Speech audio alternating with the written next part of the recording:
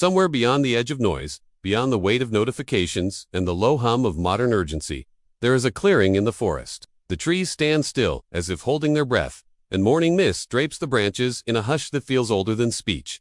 A single bird sings once, then falls silent. The ground is damp, but welcoming. The world is not asking anything of you here. There is no need to become, to perform, to solve, or to speak. There is only this moment, and within it, the quiet rhythm of your breath, moving in and out like a tide that never needed to be taught how to return. In this stillness, you are not waiting. You are arriving gently, wholly, and without the sharp edges of identity. It is here, in this invisible sanctuary, that something deeper stirs, not a thought, not a feeling, but a presence. The ancient sages of India called it Atman, the pure, undisturbed self, beneath all stories, all attachments, all becoming, not something to be improved or cultivated, but something to be remembered.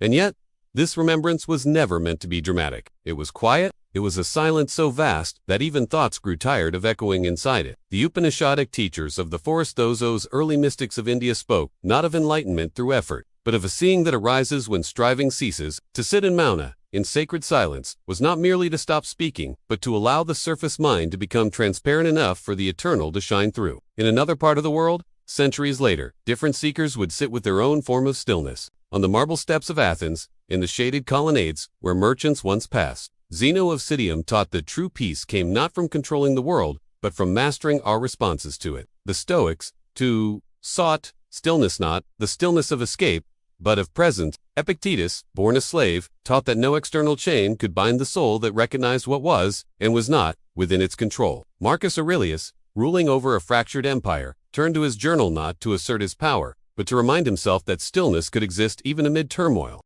In his reflections, he wrote of the self as breath, of time as fleeting, of clarity as something we hold not through conquest, but through surrender. What joins these two paths? One Eastern, one Western, is not dogma or doctrine, but silence. A silence that does not erase the world, but reveals its texture. A silence that does not reject thought, but holds it gently without clinging.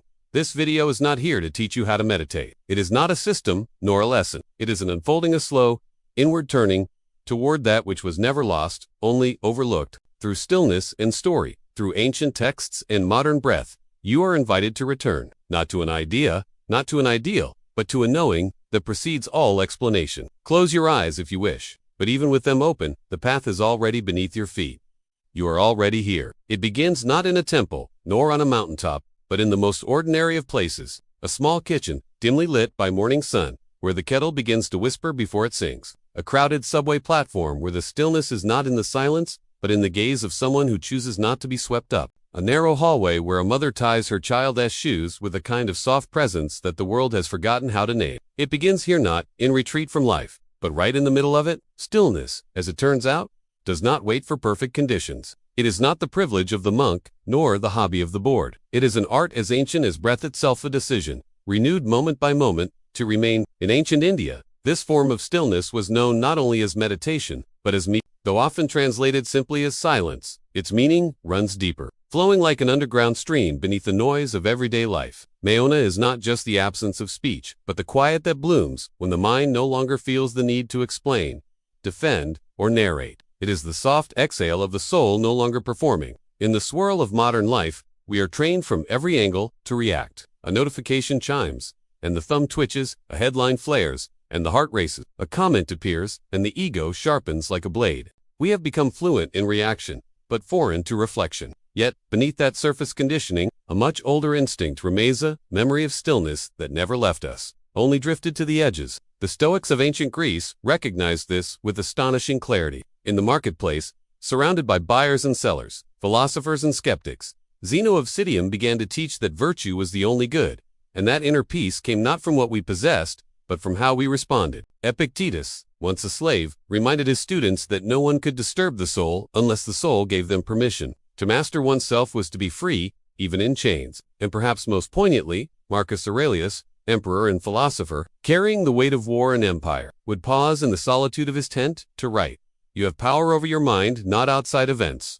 Realize this, and you will find strength." In these words, there is no promise of an easier life, only the invitation to live more deeply within it. This is where Stoic wisdom and the Indian tradition of silent meditation begin to echo each other, not as mirrors, but as twin lanterns held up to the same mystery. The mystery is not how to escape the world, but how to remain inside it without becoming tangled. Imagine walking through your day not as a battleground of tasks and emotions, but as a flowing meditation. Washing a dish becomes not a chore, but a ritual. The warm water becomes a sensation to feel, not a means to an end. Writing an email becomes a practice in precision, not performance. Even standing in line in act, usually met with impatience, becomes an opportunity to return to the breath, to remember presence, to feel the weight of your own body without resisting it. In this way, stillness becomes less an act of effort and more an atmosphere you carry with you. It's not something you do, it's something you become, and this becoming is not about adding more to who you are, but subtracting the noise that was never truly yours. The opinions, the comparisons, the constant inner commentary that fills the space between stimulus and response. What the Stoics called apatheia was not indifference, but clarity. It was the peaceful interior state of someone who had stopped being ruled by what they could not control. To live in apatheia was to no longer be agitated by the whims of fortune, the judgments of others, or the unpredictable weather of one's own emotions. It was, in a way, the Western expression of what it is constant, like the sky beneath passing clouds. To recognize this is not to deny emotion, but to rest beneath it. To act not from reactivity, but from rootedness. And what does this mean? Practically, it means that even in the chaos of a modern day, one can find small doorways back to stillness. You might be caring for a child, surrounded by noise and unpredictability, but still find a moment to breathe without chasing the next task. You might be answering a flood of emails, but pause to reread one with full attention, letting comprehension arise without stress. You might be driving in traffic and notice the tension in your hands, the shallowness of your breath, and, without fanfare, you relax your grip and release the shoulders. These are not mystical acts. They are the real temples of our time. And here's the paradox. Stillness is not about stopping the world.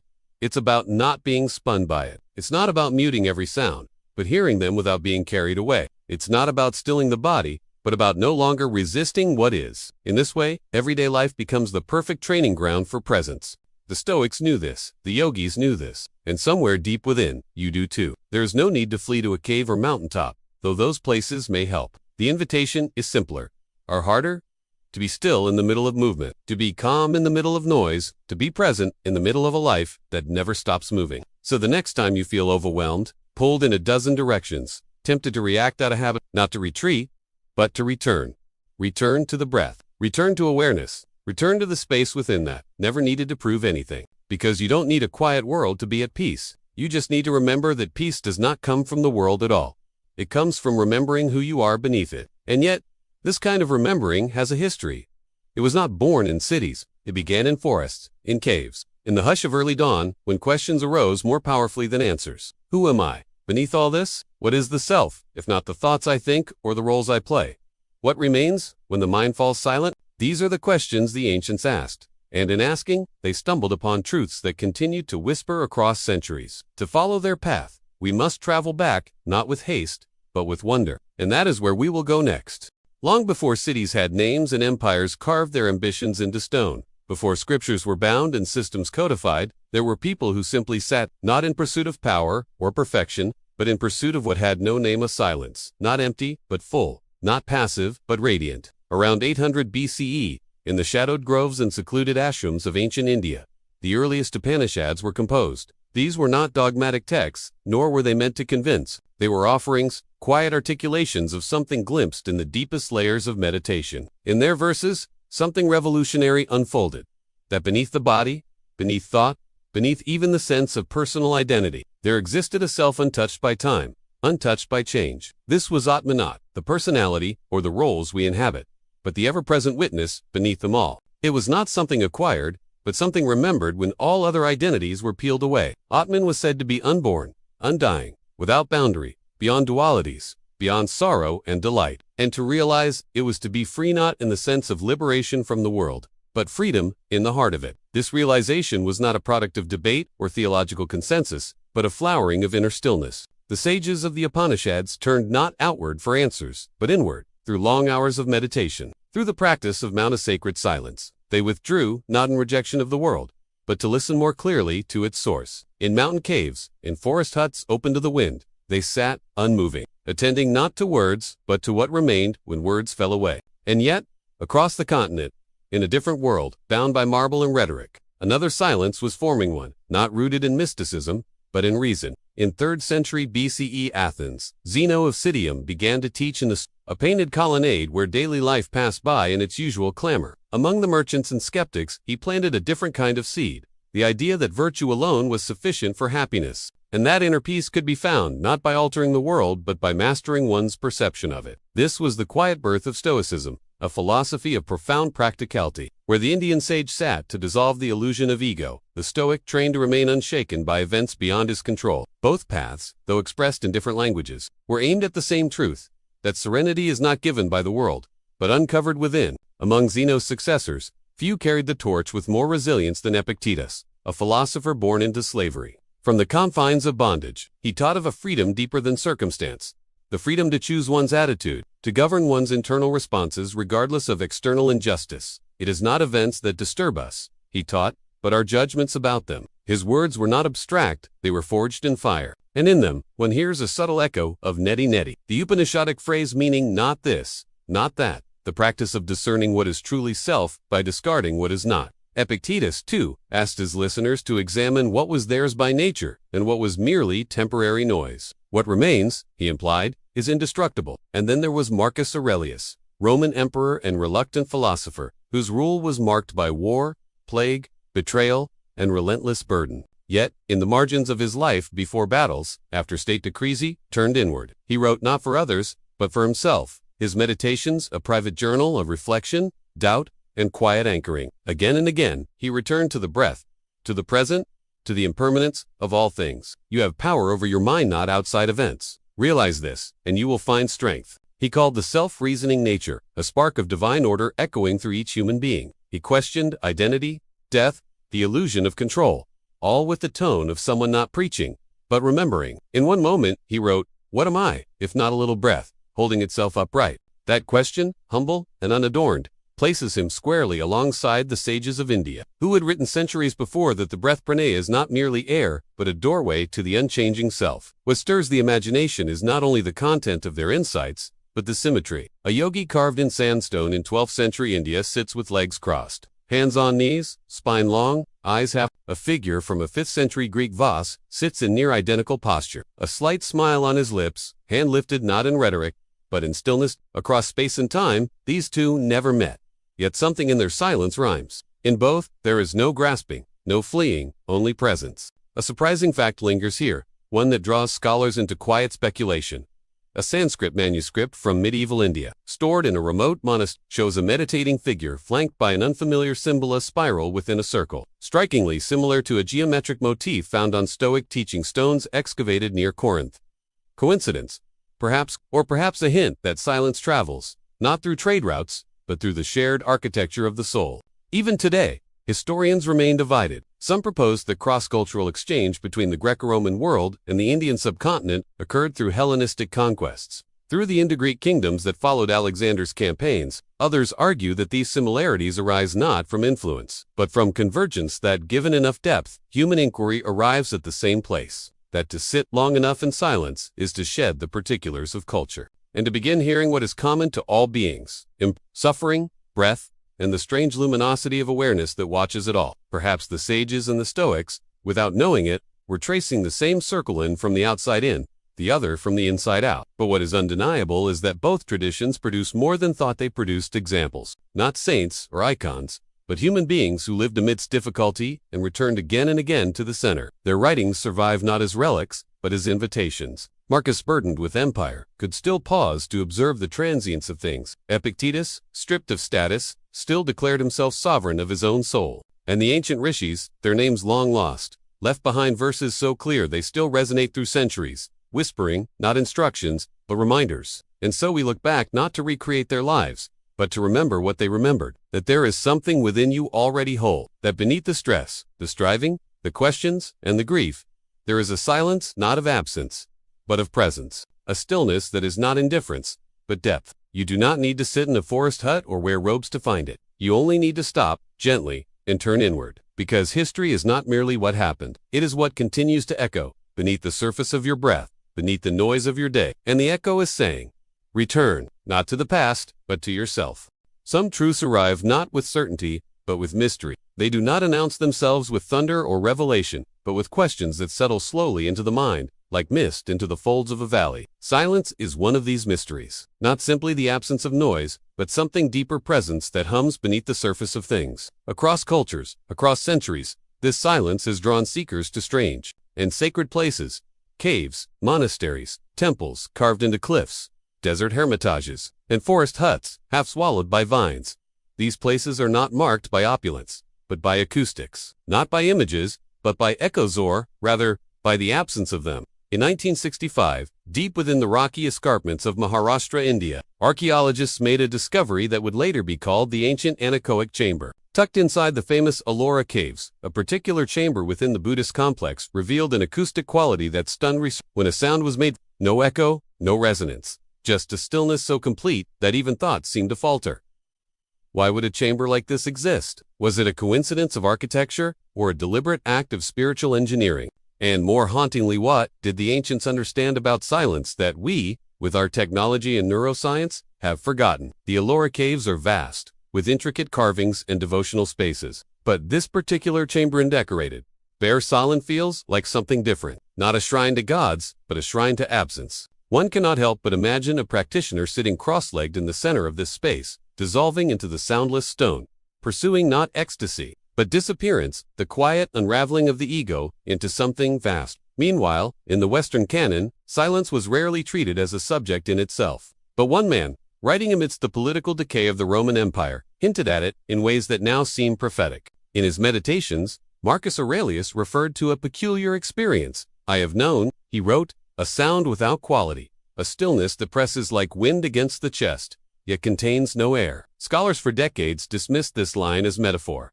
But after the 1960s, with new translations and interdisciplinary studies on comparative philosophy, some began to reconsider. Was Marcus describing a state of consciousness rather than a poetic idea? Could he have stumbled, through introspection and Stoic practice, upon something akin to samadhi, meditative absorption, described in yogic traditions, where all sensory and mental activity falls away, leaving only awareness? Though Stoicism does not contain a formal meditation system like yoga or Buddhism, it gestures constantly toward interiority. The Stoic disciplines attention to one's judgments. Detachment from externals, acceptance of impermanence may have functioned as a kind of cognitive cleansing, preparing the mind for states of clarity that resemble the fruits of deep meditation. In fact, the Stoic recommendation to engage in daily reflection, to write, to rehearse adversity, and to observe thoughts without attachment, mirrors what modern mindfulness teachers now call noting and detached observation. Could it be that silence was Stoicism's unspoken destination? That behind the reasoning and rhetoric was a pull toward stillness so profound it needed no doctrine? We return again to the Upanishads, where silence is not a void,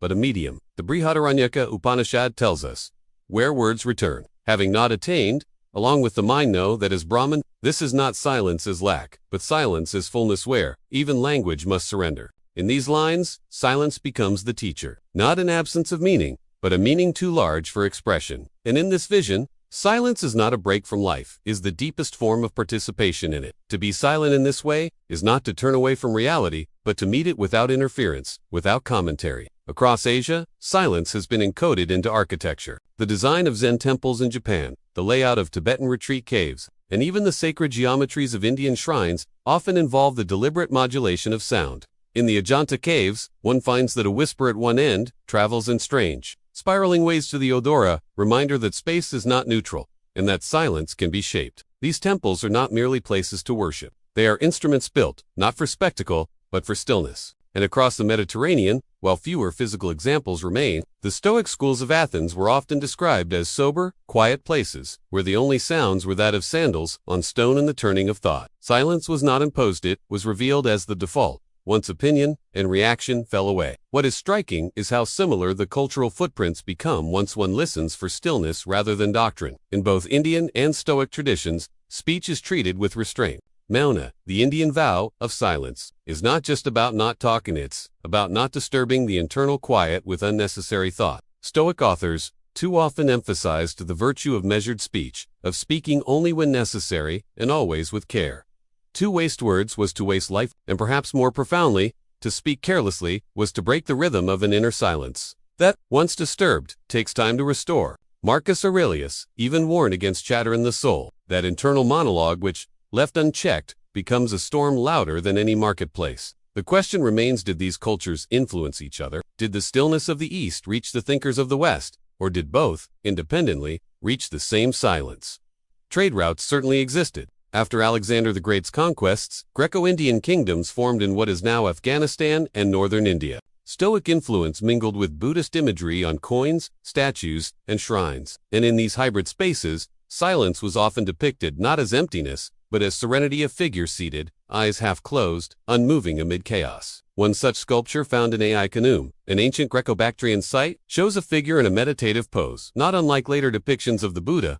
Could this be the visual echo of a shared contemplative insight? Or perhaps, the parallel emergence of silence across cultures tells us something deeper, that at a certain point in human thought, when inquiry moves past survival, past power, and even past belief, it finds itself not in answers, but in stillness. That beyond all philosophies, all psychologies, there is a universal recognition.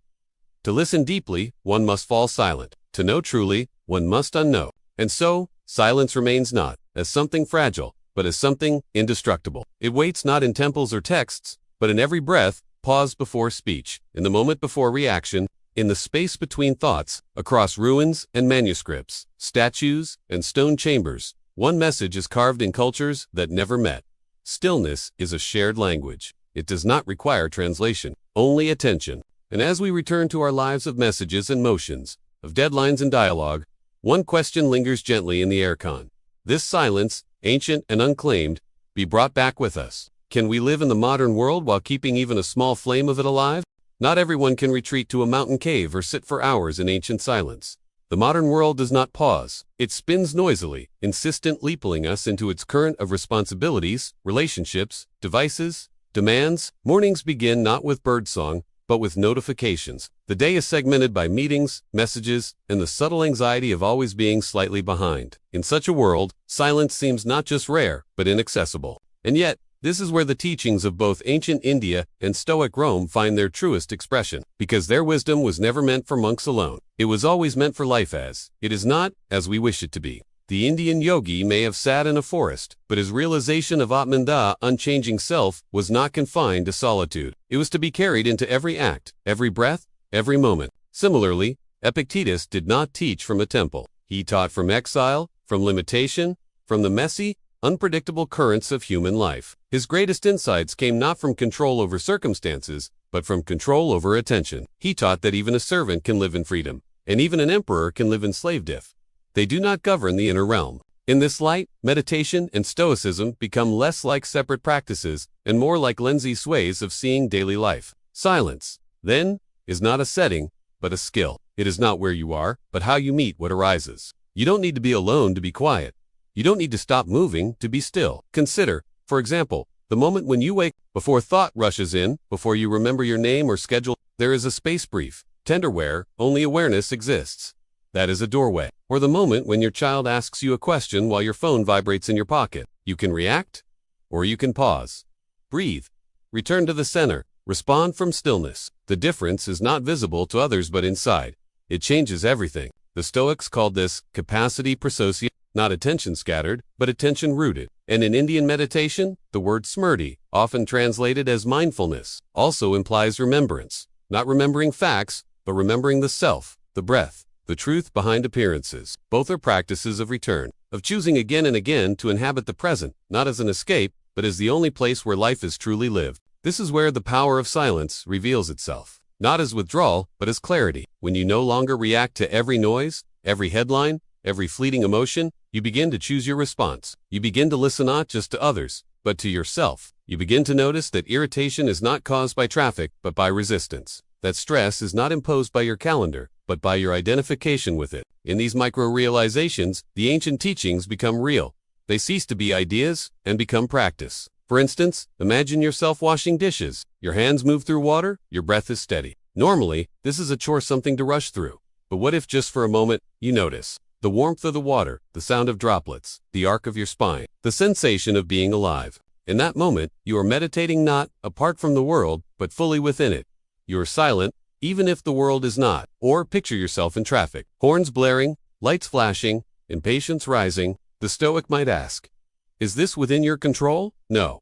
So why resist? Why suffer twice, once from the delay, once from your reaction? The practitioner of Atman might go further. Who is it that is bothered? Is it the self, or the mind's identification with time and status? When seen from the vantage of the breath, even traffic becomes a teacher. This is not about perfection, it's about practice. Both Stoicism and silent meditation insist. You will fail, you will forget, you will react. But the point is not to never slip it, is to return, again and again, with gentleness. Each return strengthens the capacity to observe without judgment. Each pause deepens the reservoir of inner quiet. And over time, the gaps between reaction and reflection grow longer. The world does not change, but your way of meeting, it does. Marcus Aurelius offers perhaps the most accessible expression of this integration. He did not escape his responsibilities. He ruled an empire, led armies, buried children. But each morning, he returned to the page. He reminded himself, in writing of what he had already seen in silence. His meditations are less a book than a mere reflection of one man trying to live wisely in a world that never stopped moving. And in his voice, we hear a principle that applies today. You do not need to control everything, only your response. In practical terms, how might one apply these ancient tools in modern life? Not through radical transformation, but through simple rituals. Start small. Begin the day with 2 minutes of silence, not guided, not analytical. Just sit, listen, let thought come and go. The goal is not to stop thinking, but to stop chasing thought. This single practice, repeated daily, reorients your nervous system toward stillness. Then, throughout the day, build in moments of pause. At the sound of your phone, instead of reaching immediately, take a breath. Notice the urge, notice the body. This is persosi attention of the Stoic. It is small, but powerful. In the evening, consider journaling not for productivity, but for presence. Write one thing that disturbed you, then ask, was it within my control? This simple reflection, drawn straight from Epictetus, brings remarkable clarity. Over time, it reshapes the inner terrain. Finally, choose a daily task to become your meditation in action. It could be walking, folding laundry, making tea. Let this act become your temple. Let it remind you that silence is not separate from the ordiniotis, is embedded within it. In doing this, you begin to live the teachings rather than think about them. You become not just someone who studies stillness, but someone who embodies it. Your life, noisy as it may be, begins to pulse with a deeper rhythm. Others may not notice, but you will. There will be more space, more breath, more freedom. And this, in the end, is what both the Stoics and the sages of the Upanishads were pointing toward, not a new life, but a new way of living the same life. Not an escape from the world, but a clearer participation in it. Not detachment in the cold sense, but freedom in the luminous one. Because when you are silent not in your words, but in your being, you do not withdraw. You see more, you feel more. You become more available to what is actually happening rather than what you expect or fear. And this is the paradox. The deeper you go into silence, the more alive you become. There is a kind of silence that is not tied to the absence of sound, but to the presence of something deeper. A silence that exists not in the remote corners of the forest, but in the heart of your awareness, beneath every movement, beneath every word. This silence is not an escape. It is a return. And though we often imagine stillness as something far away waiting in retreat centers, on mountaintops, in some future version of ourselves, it has always been here, quietly pulsing behind the noise of daily life. You do not need to earn it. You only need to notice. The Stoics taught us this with remarkable clarity. Marcus Aurelius, writing in the flickering lamplight of his war tent, reminded himself that serenity is not the absence of problems, but the refusal to be ruled by them. He did not seek a perfect world, but a clear mind. Epictetus, who began life as a slave, taught that what truly belongs to us, our reason, our will, our attention, can never be taken, no matter the circumstance. And across the world, in a land shaped by monsoons and metaphors, the sages of the Upanishads sat quietly and saw something similar, that there is a self which is not born, not dying, not touched by pleasure or pain. They called it Atman, the innermost truth, the silent witness. And to realize it was not to withdraw from life, but to meet it more fully, from a place of calm that nothing can disturb. So where does that leave us living? In a world of email, alarms, demands, and distraction. It leaves us with the same opportunity. To pause, to return, to remember, not in a dramatic way, not with fanfare or effort, but in small moments. A breath taken before speaking. A glance inward during traffic. A choice not to react. These are the new temples. These are the new caves. The sacred space is not out. The writ is the quality of your attention right now. When you close your eyes and rest in awareness, without chasing thought or resisting feeling, you are practicing a kind of modern muna. When you choose not to indulge every emotion, but to watch it with curiosity, you are walking with the Stoics. And when you sense even briefly that behind your preferences, your plans, your personality, there is something still and alive, you are touching Atman.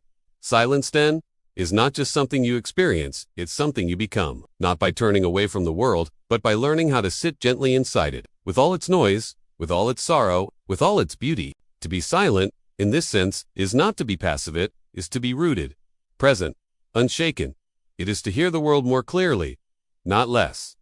There is a dignity in that, a quiet kind of power, and it is available to you not after years of study, not after radical transformation, but now, in the simplicity of noticing your breath, softening your thoughts, and allowing life to be just as it is. You do not need to seek yourself elsewhere. You are not a project to be completed or a puzzle to be solved. Atman is already whole. Your essence is already here, and Stoic wisdom, distilled through centuries of hardship and clarity, reminds you that you do not need to hold the entire world together. You only need to tend to what is yours, your perception, your breath, your stillness. And so, as this journey draws to a close, we do not offer a final lesson, but a reminder that every time you pause, you return, that in every ordinary moment, there is a door into the extraordinary, that what is most essential does not announce itself, it waits, quietly, patiently, in silence. Thank you for walking this gentle path with us. May you carry its stillness into whatever comes next, not as a rule, but as a rhythm, not as something to achieve, but as something to remember. In every breath, in every pause, you are already there. Thank you for walking this journey with us. See you in the next meditation.